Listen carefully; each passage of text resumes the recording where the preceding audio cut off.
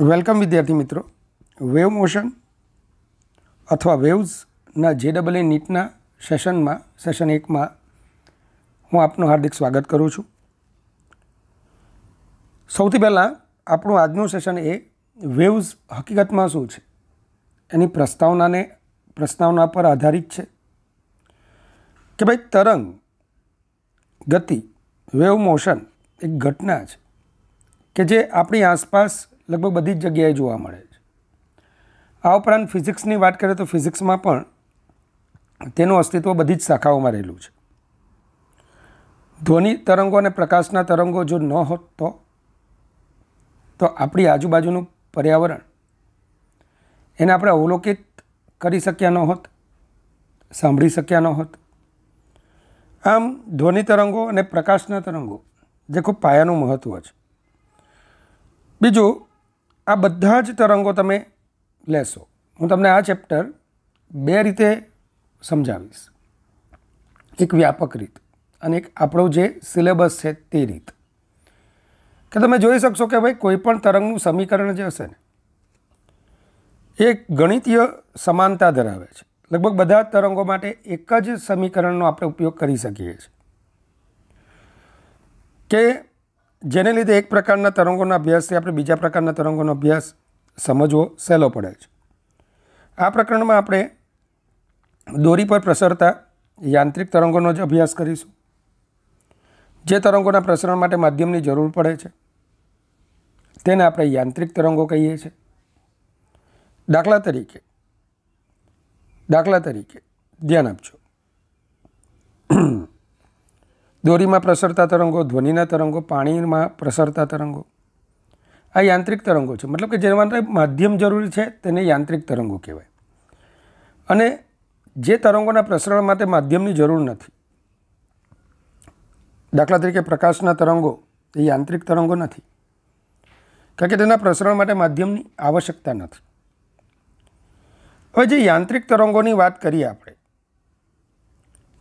એ માધ્યમમાં થતા વિક્ષોભને લીધે ઉદ્ભવે છે. વિક્ષોભ એટલે દખલ.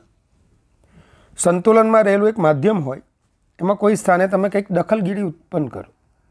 હવે દખલગીરીના ઘણા, દખલ ઉત્પન્ન કરવું એટલે કે બળ ઉત્પન્ન કરવું, બળ લગાડવું, અથવા માધ્યમમાં તે જગ્યાએ કોઈક ઉર્જા આપો, તો આ વિક્ષોભ માધ્યમમાં પ્રસરવા લાગે છે.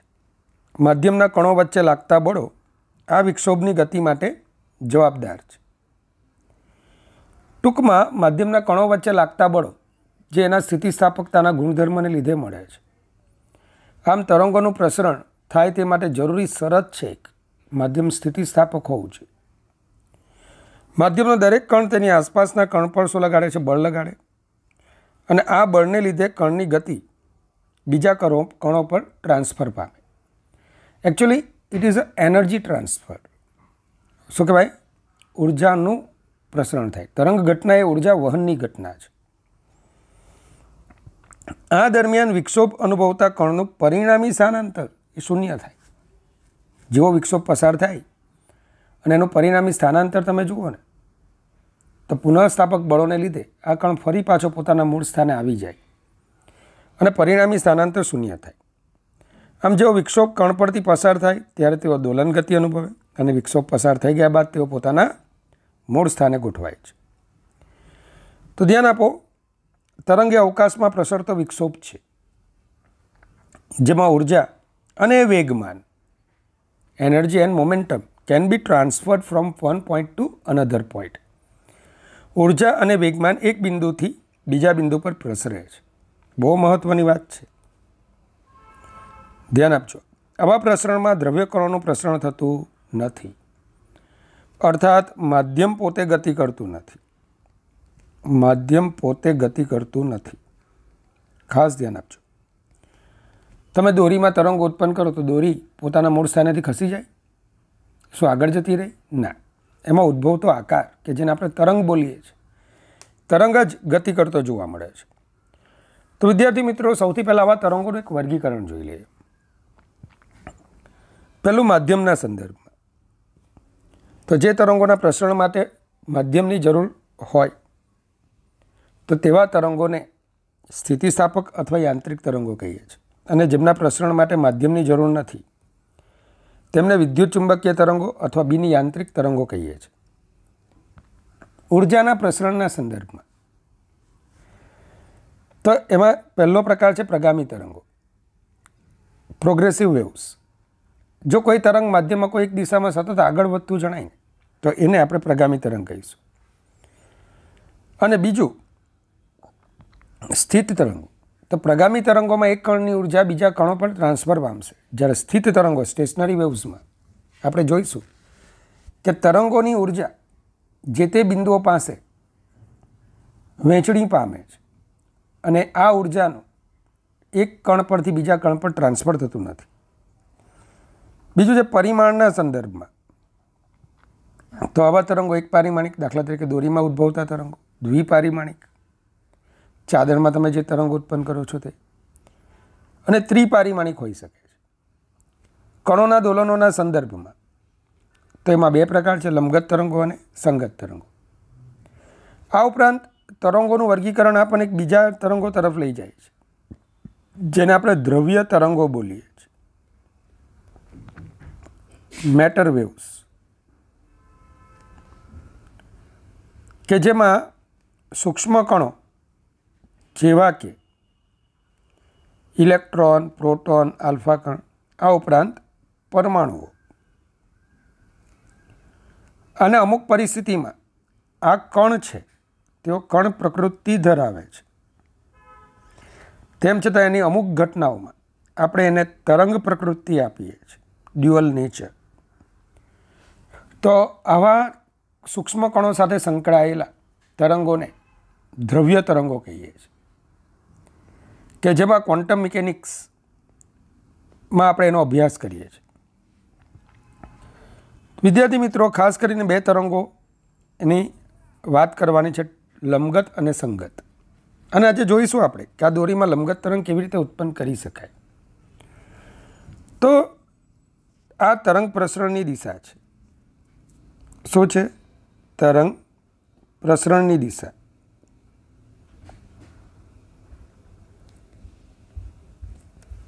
ચાલો, તો તરંગ પ્રસરણની દિશામાં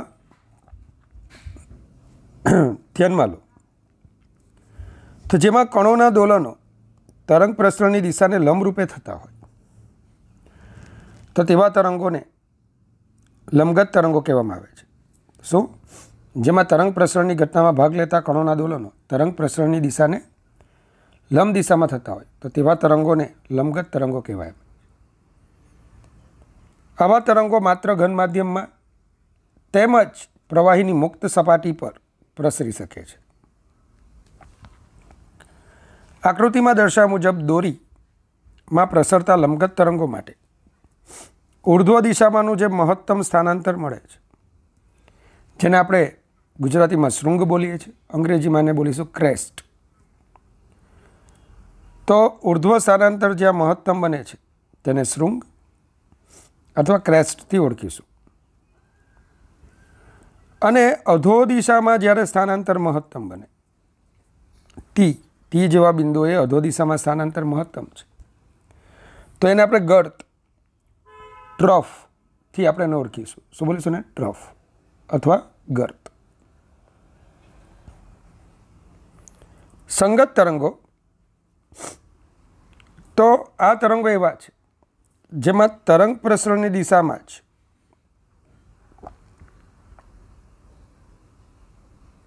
કણોના દોલનો થાય છે. આ માટે એક સિમ્પલ ઉદાહરણ લઈએ.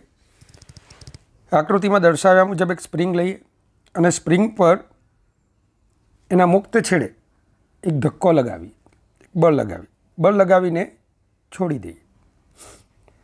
અને આ ઝડપથી અચાનક ધક્કો આપવાનો છે તો તમે જોઈશો કે આટલો વિભાગ સંકોચન પામશે. સ્થિતિસ્થાપકતાના ગુણધર્મને લીધે ત્યારબાદ આ વિભાગ ફરી પાછો વિસ્તરણ પામશે અને આ સંકોચન ક્રમશઃ આગળ વધશે. હવે આ સ્થિતિમાં તમને શું જોવા મળે? તમે જો આ પ્રક્રિયાને ચાલુ રાખો તો શું જોવા મળે? સંકોચન, ફરી પાછા એને ખેંચો, વિસ્તરણ. સંકોચન વિસ્તરણની ઘટનામાં તમે જોઈ શકશો કે આ સંકોચન અને વિસ્તરણો સ્પ્રિંગમાં એના જડિત છેડા તરફ આગળ વધશે. જે સંકોચન છે એને અંગ્રેજીમાં બોલીશું કોમ્પ્રેશન. શું બોલીશું આને? કોમ્પ્રેશન, સંઘનન. અને જે વિસ્તરણ છે તેને આપણે કહીશું વિઘનન, રેરફેક્શન. તો આકૃતિમાં દર્શાવેલ સ્પ્રિંગના મુક્ત છેડાને અચાનક ધક્કો આપવામાં આવે તો તે સંકોચન અનુભવે છે. આ સંકોચન સ્પ્રિંગમાં ગતિ કરતું જોવા મળે છે. જો મુક્ત છેડાને વારંવાર ખેંચવામાં આવે કે દબાવવામાં આવે તો સ્પ્રિંગમાં સંકોચન અથવા સંઘનન, કોમ્પ્રેશન તથા વિસ્તરણ અથવા વિઘનન, રેરફેક્શન મુક્ત છેડાથી જડિત છેડાઓ તરફ પ્રસરણ પામે છે. આવા તરંગોને આપણે સંગત તરંગો કહીએ છીએ. આમ સંગત તરંગોમાં કણોના દોલનો તરંગ પ્રસરણની દિશામાં જ થતા જોવા મળે છે. જે કણોના દોલનો તમે જોયા ને એ તરંગ પ્રસરણની દિશામાં જ થાય છે. આવા તરંગોને આપણે શું કહીએ છીએ? સંગત તરંગો. હવે સંગત તરંગો બધા જ માધ્યમમાં પ્રસરી શકે. ઘન, પ્રવાહી અને વાયુ ત્રણેય માધ્યમોમાં પ્રસરી શકે. દાખલા તરીકે હવામાં પ્રસરતા ધ્વનિ તરંગો એ આનું ઉદાહરણ છે. તો વિદ્યાર્થી મિત્રો, આપણે હવે હાર્મોનિક તરંગોનું આલેખીય વર્ણન જોવાના છે. તો સંગત અને લંબગત તરંગોમાં માધ્યમના કણો તેમના મધ્યમાન સ્થાનની આસપાસ શું કરતા હોય? દોલનો. હવે જે તરંગોમાં આ કણોના દોલનો સરળ આવર્ત પ્રકારના હોય, મતલબ કે જો કણો સરળ આવર્ત ગતિ કરતા હોય તો આ દોલનોથી ઉદ્ભવતા તરંગોને સરળ આવર્ત તરંગો અથવા સિમ્પલ હાર્મોનિક વેવ્સ કહેવામાં આવે છે. સરળ આવર્ત તરંગો અથવા સિમ્પલ હાર્મોનિક વેવ્સ કહીએ છીએ. આવા હાર્મોનિક તરંગો માટે જો તમે સ્થાનાંતર વિરુદ્ધ સમયનો આલેખ દોરો તો ધારી લો કે કોઈ કણ સરળ આવર્ત ગતિ કરે છે અને એની પ્રારંભિક કળા 0 છે. તો ટી સમયે તેના સ્થાનાંતરનું સમીકરણ, જેને આપણે સરળ આવર્ત ગતિનું સમીકરણ પણ બોલીએ છીએ, y = a sin omega t થશે. શું થશે? y = a sin omega t. પણ તમે જાણો જ છો ઓમેગા બરાબર 2π/t. આથી આપણું સમીકરણ શું થશે? a sin 2π/t × small t. આમાં એને કેપિટલ એને આપણે શું બોલીએ છીએ? કણના દોલનોનો કંપ વિસ્તાર, જેને આપણે તરંગનો કંપ વિસ્તાર પણ બોલીશું. કેપિટલ ટી કણના દોલનોનો આવર્તકાળ છે. હવે આપણે વાયના જુદા જુદા મૂલ્યો જુદા જુદા સમયે મેળવવાના છે. તમે અમારા સમીકરણમાં ટી બરાબર 0 મૂકો તો sin 0 0 થશે બાયોલોજીવાળા. ટી બરાબર t/8 મૂકો, આવર્તકાળનો 8મો ભાગ, તો કેપિટલ T/8 π/4 થશે. અહીંયા sin π/4 1/√2 તો e/√2 મળશે. 2t/8 મૂકો એટલે કે t/4 મૂકો તો સ્થાનાંતર તમને કેટલું મળશે? તો કે અહીંયા તમે t/4 મૂક્યું તો π/2 sin π/2 એટલે 1 થશે. તો y = પરિણામ મળશે એ. આ રીતે 3t/8 મૂકો a/√2, 4t/8 મૂકો 0, 4t/8 એટલે t/2, કેપિટલ t/2 તો sin π થઈ જશે. sin π એટલે શું થાય? 0. તો સ્થાનાંતર 0. તો આ રીતે તમે જુદા જુદા સમયે સ્થાનાંતર મેળવી શકશો. જેને યાદ રાખવાની એક બીજી એક રીત કહું. આ y બરાબર 0, y બરાબર +a, y બરાબર -a. આ રીતે તમે લખી દો. આ ઉપરાંત y બરાબર 0 અને y બરાબર a ની વચ્ચે y બરાબર +a/√2 અને y બરાબર 0 અને y બરાબર -a ની વચ્ચે -a/√2. ચાલો હવે દોલનો આપણે ક્યાંથી શરૂ કરીએ છીએ? મધ્યમાન સ્થાનેથી. પ્રારંભિક કળા 0 છે, તેથી ઉપર તરફ પહેલાં જઈશું. તો t બરાબર t/8 સમયે a/√2 હજુ t બરાબર 2t/8 સમય t/4 સમયે એ ફરી પાછા નીચે આવીએ તો 3t/8 સમયે a/√2 t બરાબર 4t/8 t/2 સમયે 0 ફરી પાછા નીચે આવીએ t બરાબર 5t/8 સમય -a/√2 6t/8 સમય એટલે કે 3t/4 સમયે -a ચેક કરી લો. ફરી પાછા ઉપર જઈશું તો 7t/8 સમયે -a/√2 અને t બરાબર t સમય એક દોલન થાય. ફરી પાછું કણનું સ્થાનાંતર શું થઈ જશે? 0. તો આ રીતે આપણે આ કોષ્ટકને આ આકૃતિ પરથી યાદ રાખવાનું છે, કામનું છે. તમને એસી કરંટમાં પણ એ કામ લાગે છે. તો હવે આકૃતિમાં તમે જુઓ તો 0, t/4, t/2, 3t/4 t જેવા સમય હોય એના કણના સ્થાનાંતર અને અનુરૂપ જે સમયનો આલેખ મેં દર્શાવ્યો છે જેને સાઇન વક્ર કહેવાય. આ આલેખને આપણે શું બોલીએ છીએ? સાઇન વક્ર. હાર્મોનિક તરંગો માટે સ્થાનાંતર વિરુદ્ધ અંતરનો આલેખ. પણ આ આલેખ સમજતા પહેલાં કેટલાક પદો આપણે સમજવા પડશે. ચાલો, તો સૌથી પહેલાં લંબગત તરંગોના પ્રસરણની ઘટનામાં ભાગ લેતા કણોના દોલનો તરંગ પ્રસરણની દિશાને કેવા હોય? લંબ હોય. જ્યારે સંગત તરંગોના પ્રસરણની ઘટનામાં ભાગ લેતા કણોના દોલનો તરંગ પ્રસરણની દિશામાં હોય. તો કેટલાક પદો કંપ વિસ્તાર. તો તરંગ પ્રસરણની ઘટનામાં ભાગ લેતા કણોના દોલનોનો કંપ વિસ્તારને તરંગનો કંપ વિસ્તાર કહીશું. જે કણના દોલનનો કંપ વિસ્તાર છે તેને જ આપણે તરંગનો કંપ વિસ્તાર કહીશું અને તેને કેપિટલ A વડે દર્શાવીશું. અને તેનો SI એકમ મીટર છે. તરંગ લંબાઈ તો બે ક્રમિક શૃંગો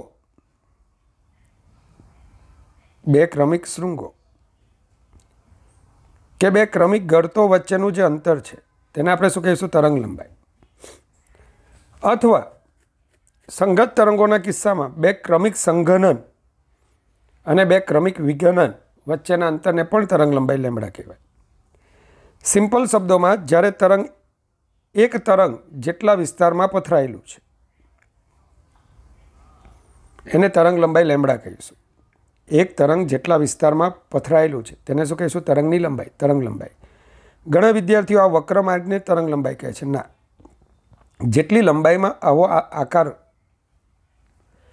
રહેલો છે તેને તરંગ લંબાઈ બોલાય. ચાલો, તેનો એકમ મીટર અને તેને લેમ્બડા સંકેત વડે આપણે દર્શાવીએ છીએ. આવર્તકાળ જેનો સંકેત કેપિટલ T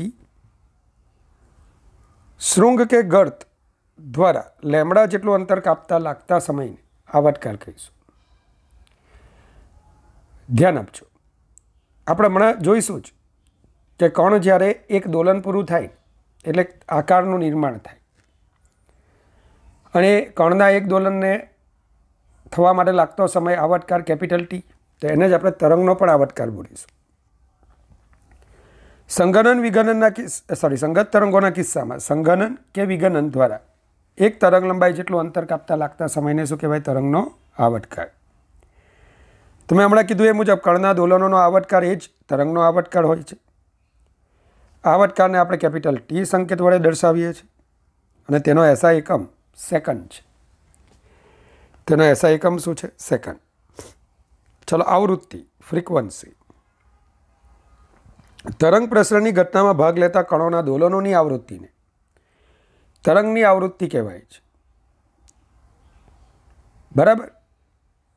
ધારો કે કણની એક સેકન્ડમાં થતા દોલનોની સંખ્યા 10 છે, તેની આવૃત્તિ 10 હર્ટ્ઝ. તો તરંગની આવૃત્તિ પણ 10 હર્ટ્ઝ. તમે અહીંયા આવું પણ બોલી શકશો: એકમ સમયમાં ઉદ્ભવેલા તરંગોની સંખ્યાને તરંગની આવૃત્તિ કહે છે.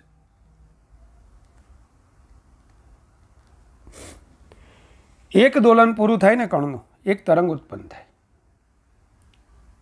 તો મોટે ભાગે કણના દોલનોની આવૃત્તિને જ આપણે તરંગની આવૃત્તિ બોલીએ છીએ. કોણીય આવૃત્તિ, એન્ગ્યુલર ફ્રીક્વન્સી.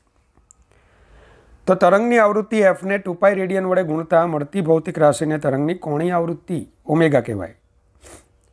અને કોણીય આવૃત્તિ ઓમેગા બરાબર 2πf, જેનો એકમ છે રેડિયન પર સેકન્ડ. હવે આવે છે તરંગ સંખ્યા.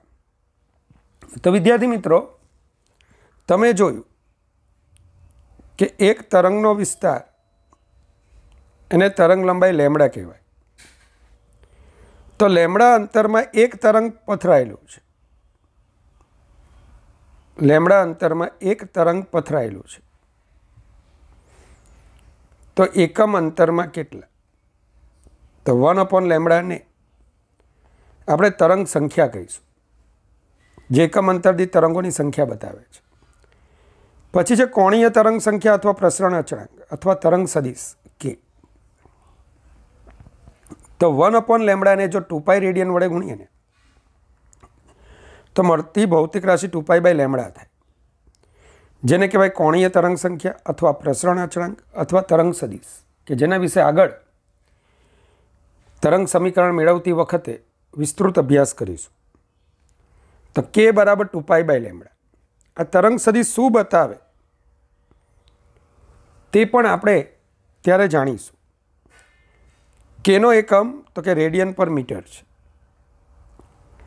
તો વિદ્યાર્થી મિત્રો, અત્યાર સુધી આપણે તરંગની વાત કરી, પણ તરંગ ઉત્પન્ન કેવી રીતે થાય? તો એને એક સાદું ઉદાહરણ હું તમને આપું છું. તમે આ આકૃતિઓ જુઓ. આ આકૃતિઓમાં એક દોરી દિવાલ સાથે બાંધેલી છે. દોરી પરના જુદા જુદા કણો A, B, C, D, E, F થી I સુધીના બધા કણો રહેલા છે. એક વ્યક્તિ ધારો કે આ દોરીનો એક છેડો, મુક્ત છેડો યોગ્ય તણાવ સાથે પકડી રાખે છે અને આ O છેડાને વિક્ષોભ આપે છે. કયા પ્રકારનો? સરળ આવર્ત ગતિ પ્રકારનો વિક્ષોભ આપે છે, મતલબ કે એનું દોલન શરૂ કરે છે. તો દોલનોની અસર તમે ક્યાં ઉત્પન્ન કરી? એ પર.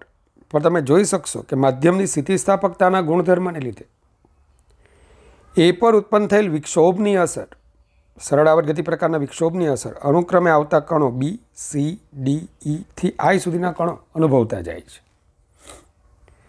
t બરાબર 0 સમયે આપણે કોઈ વિક્ષોભ આપ્યો નથી અને પરિણામ સ્વરૂપ બરાબર દોરી એની સામાન્ય સ્થિતિમાં રહેલી છે. હવે t બરાબર 0 સમયે વ્યક્તિ દ્વારા કણ એમાં એવો વિક્ષોભ ઉત્પન્ન કરવામાં આવે છે કે જેથી કણ એ y બરાબર a sin ઓમેગા t અનુસાર દોલનો કરે છે. તો એના દોલનોનો આવર્તકાળ શું થશે? Capital T.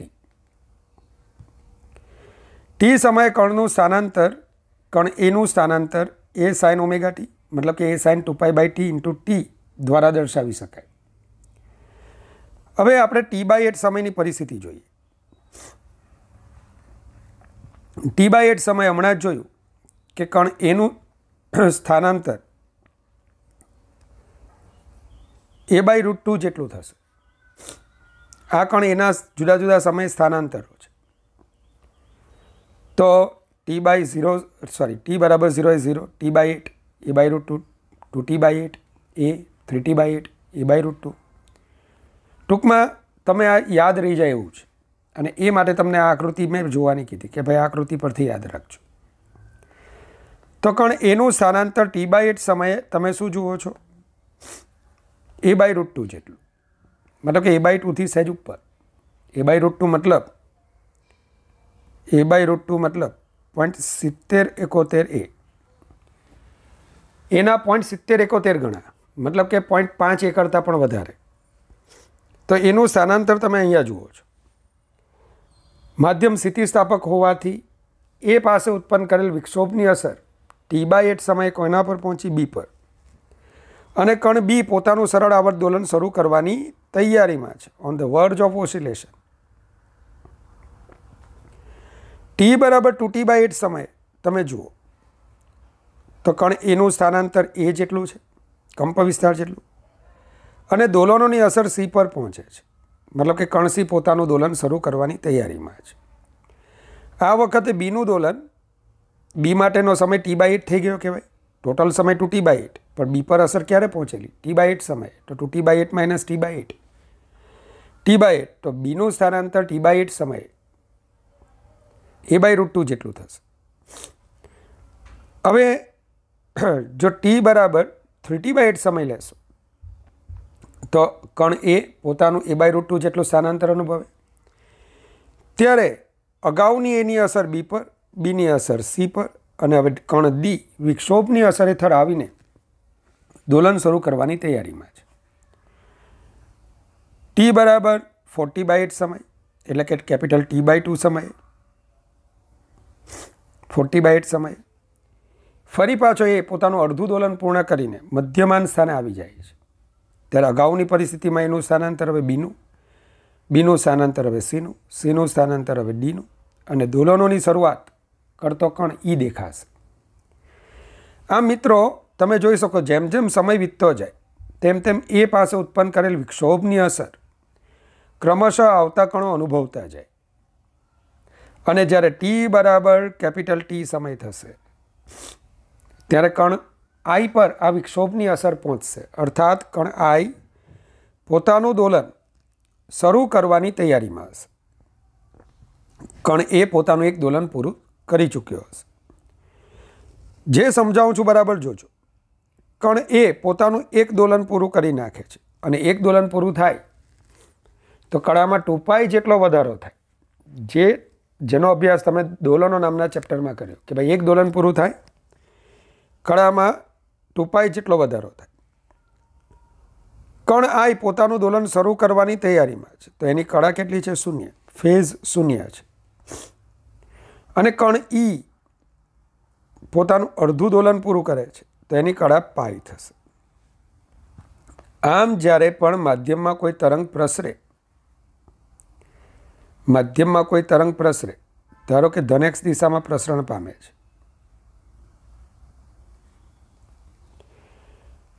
તો એ અને આઈ કણોના દોલનોની કળા જોઈએ તો એની કળા 2π, આઈની 0.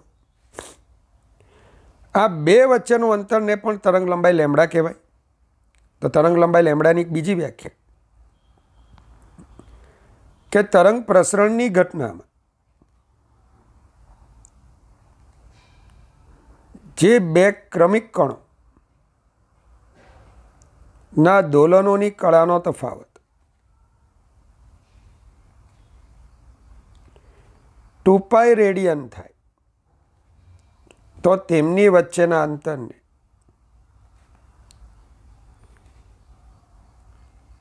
તરંગ લંબાઈ લેમડા કહે છે. તો આટલું વિદ્યાર્થી મિત્રો હંમેશા યાદ રાખજો. લેમડા અંતરને અનુરૂપ કળા તફાવત 2π રેડિયન થાય. હવે તમને તરંગ સદિશ વ્યવસ્થિત સમજાશે કે લેમડા અંતરે કળા તફાવત કેટલો? 2π રેડિયન. તો એકમ અંતરે કળા તફાવત કેટલો? 2π/λ, જેને આપણે k કહીએ છીએ. તો k શું બતાવે? એકમ અંતર દીઠ કળાનો તફાવત. k શું બતાવે? એકમ અંતર દીઠ કળાનો તફાવત. તો આ માહિતીને બરાબર યાદ રાખજો. તરંગ સદિશ, પ્રસરણ અચળાંક અથવા કોણીય તરંગ સંખ્યા k શું બતાવે છે? એકમ અંતર દીઠ કળાનો તફાવત. ચાલો વિદ્યાર્થી મિત્રો, આમ આપણે શું જોયું? એ પર ઉત્પન્ન કરેલ વિક્ષોભની અસર હેઠળ ક્રમશઃ આવતા કણો એક પછી એક દોલનો શરૂ કરતા જાય છે અને પોતાના દોલનોની અસર આગળના કણો પર પહોંચાડતા જાય છે. અને આ રીતે માધ્યમમાં વિક્ષોભ આગળ વધે છે. માધ્યમમાં વિક્ષોભ આગળ વધતો જોવા મળે છે. કેપિટલ T સમયમાં કણ એનું એક દોલન પૂર્ણ થાય ત્યારે કણ આઈ દોલન શરૂ કરવાની તૈયારીમાં છે. અહીં કણ એને આપેલ વિક્ષોભ સરળાવર્ત ગતિ પ્રકારનો છે. અને સરળાવર્ત ગતિનું સમીકરણ કયા પ્રકારનું લીધું આપણે? સાઇન પ્રકારનું. તો તમે જુઓ દોરીમાં ઉદ્ભવતો આકાર પણ જુઓ. તો દોરીમાં ઉદ્ભવતો આકાર એ પણ કયા પ્રકારનો થયો? સાઇન પ્રકાર. દોરીમાં ઉદ્ભવતો આકાર પણ સાઇન પ્રકારનો તમને જોવા મળશે. તો આમ વિક્ષોભનો આકાર, માફ કરજો, દોરીમાં ઉદ્ભવતા તરંગનો આકાર વિક્ષોભના પ્રકાર પર આધાર રાખે છે. શું? દોરીમાં રચાતો આકાર તેમાં ઉત્પન્ન કરેલા વિક્ષોભના પ્રકારને દર્શાવે છે. જો દોરીના મુક્ત છેડાને ફક્ત એક વખત ઝડપથી આપણે ઉપર નીચે કરીએ ને વિદ્યાર્થી મિત્રો, કણ એનું આખું સંપૂર્ણ દોલન નથી કરવું, અડધું જ, તો તમે આકૃતિમાં જોઈ શકો એવો એક આકાર રચાશે જેને આપણે તરંગ સ્પંદ પલ્સ કહીએ છીએ. શું બોલે છે ને? પલ્સ. પણ આપણી વાત હજુ પૂરી નથી થઈ. જેમ જેમ સમય વીતતો જાય આઈના દોલનો શરૂ થઈ જાય અને 2 આવટકાળ જેટલો સમય થાય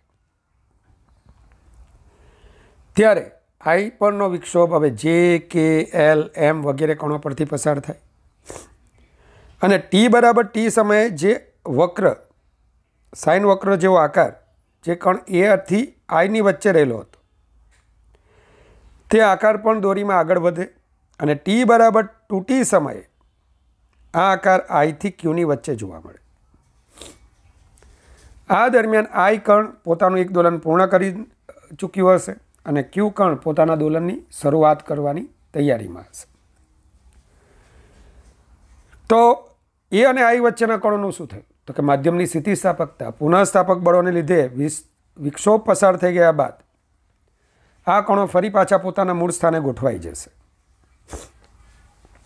આમ એથી આઈની વચ્ચે દોરી પોતાની મૂળ સ્થિતિમાં આવી જશે અને આપણે ઉત્પન્ન કરેલો વિક્ષોભ કોની વચ્ચે જોવા મળશે? કણ આઈ અને ક્યુની વચ્ચે. તો જુઓ અંદર મેં શું લખ્યું છે? ટી બરાબર 2t સમયે કણ એ અને આઈ વચ્ચેના દોલનો બંધ થઈ જાય અને દોરી પોતાની મૂળ સ્થિતિમાં આવી જાય. આમ દોરી પર કોઈ પણ કણ પાસે વિક્ષોભ ઉત્પન્ન કરતા તે વિક્ષોભના પ્રકાર અનુસાર આકાર ઉત્પન્ન થાય. તે આકાર પોતાનું સ્વરૂપ જાળવી રાખી દોરી પર ગતિ કરે છે. એટલે કે દોરીના માધ્યમમાં વિક્ષોભ પ્રસરણ પામતો જાય છે. માધ્યમમાં વિક્ષોભની આવી ગતિને આપણે શું કહીએ છીએ? તરંગ સ્પંદ અથવા સામાન્ય રીતે શું બોલીએ છીએ? તરંગ બોલીએ છીએ. જો ઉપરોક્ત ચર્ચામાં કણ એના સરળાવર્ત દોલનો સતત ચાલુ રાખવામાં આવે, મતલબ કે કણ એને હવે આપણે સ્થિર નથી કરવું, આ જ સાઇન પ્રકારનો જે વિક્ષોભ છે સતત આપતા રહીએ તો શું થાય? એક આકાર જેવો આગળ વધે ને બીજો આકાર એની પાછળ તૈયાર થઈ જાય. આવા એક આકારને તરંગ બોલીએ છીએ. તો આ તરંગ પ્લસ તરંગ પ્લસ તરંગ, મણકો મણકો ભેગા થાય માળા બને, તેમ તરંગ તરંગ ભેગા થાય તરંગ માળા બને. પણ આવા તરંગો ક્યારે ઉત્પન્ન થાય? વિક્ષોભોની હારમાળા સર્જો તો, એ પર સતત વિક્ષોભ ચાલુ રાખો તો ધ્યાન આપજો, માધ્યમમાં એક પછી એક આકારો આવા સતત ગતિ કરે. વિક્ષોભોની આવી હારમાળાને આપણે શું બોલીશું? તરંગમાળા બોલીશું. તો વિદ્યાર્થી મિત્રો, આજના સેશનમાં મેં માત્ર પ્રસ્તાવના પર ધ્યાન આપ્યું છે. હવે આપણે જોઈશું તરંગ સમીકરણ. આવનારું સેશન બહુ ઇમ્પોર્ટન્ટ છે, ખૂબ જ મહત્ત્વનું સેશન છે. તો એ પહેલાં પ્રસ્તાવના અને ખાસ કરીને જે કોષ્ટક, જુદા જુદા સમયે કણનું સ્થાનાંતર દર્શાવતું કોષ્ટક, એ તમે તૈયાર કરી નાખો. ભગવાન પાસે તમારા ઉજ્જવળ ભવિષ્ય માટેની શુભકામના તેમજ અગણિત આશીર્વાદોની હું માંગણી કરું છું. ભગવાન તમને સદાય ખુશ રાખે, ખૂબ હોશિયાર બનાવે. Goodbye, take care, God bless you infinitely all my students.